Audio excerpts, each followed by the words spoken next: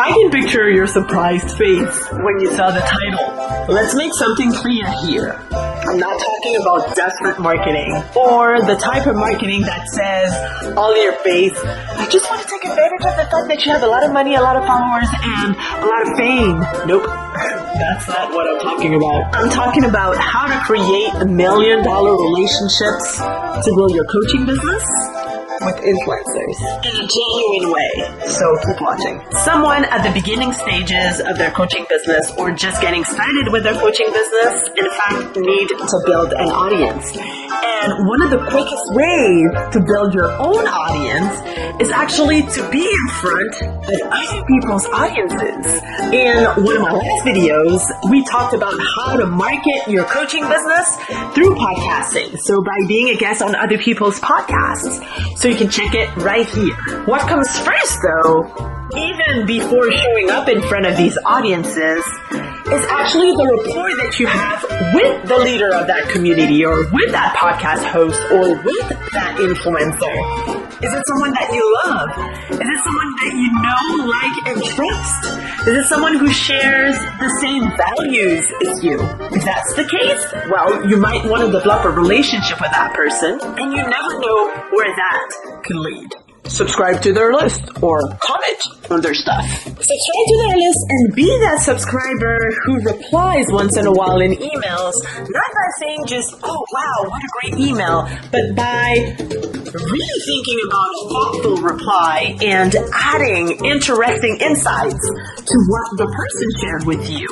And in fact, by doing that, eventually you will stand out in the eyes of that person, and the influencer will probably recognize you by your name and maybe will be prompted to connect with you directly. You can do exactly the same thing on posts or on blog posts. And in fact, when you are doing that, making some comments in a thoughtful way, not only will the influencer pay attention, but also that community of people. So they will start probably asking themselves, who is that person always writing great comments? And they will check you out. And they might even become a part of your audience. Invest in that influencer's services. One of the quickest ways to get an influencer's attention is to actually buy their products, buy a class, go to their coaching program, invest into their group coaching, be part of their mastermind.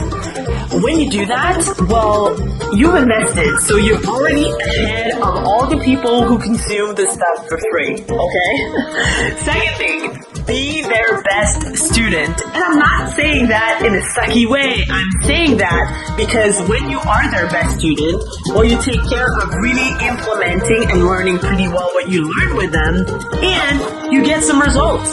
So when you get results and when you shine with them, the influencer might pay attention to you a little bit more, or they might take you as an example when they are doing interviews or live streams and stuff like that, or they might just decide to promote your own stuff, not to ask anything in return, because you are making them shine with the results that you are expressing to the world. And you know what? That could definitely lead to a lot of opportunities.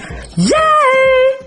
Make your big ask when the time is right. So when you've gotten all these results and you've paid for the person, well, they might feel that they have to give you something in return. It's like an unwritten rule. An intro to another influencer or an appearance on a podcast, or asking that influencer to be on your podcast, or getting you a speaking gig, a paid one. Anything is welcome. In fact, because you've gotten results and because you've already invested, well, there are a lot of chances that this might happen for you. Right, Theo? Show your face. Buy their book. If you have not invested with that influencer, you can still stand out by buying their book and leaving a rating and review. Let me explain with one example. When I had my podcast, well, I really wanted to interview Michael Port for a second time. And at the time, I had a speaking engagement and I had just read the book Steal the Show.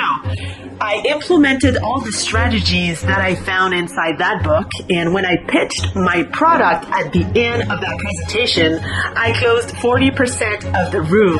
Then I got excited, got in touch with Michael, and actually it was very easy for him to come on a second interview on my podcast because I had shared my experience with this book, and I ended up writing a rating and review on Amazon for him. Moral of the story, you never know where that could lead. And it's always great when you go back to connecting with the authors and letting them know what their book changed in your own life. And if you can't invest at all, you can continue to read their posts, to comment on social, to watch their YouTube videos, to subscribe to their channel, to comment on their stuff extensively. But be aware that this process might take a while.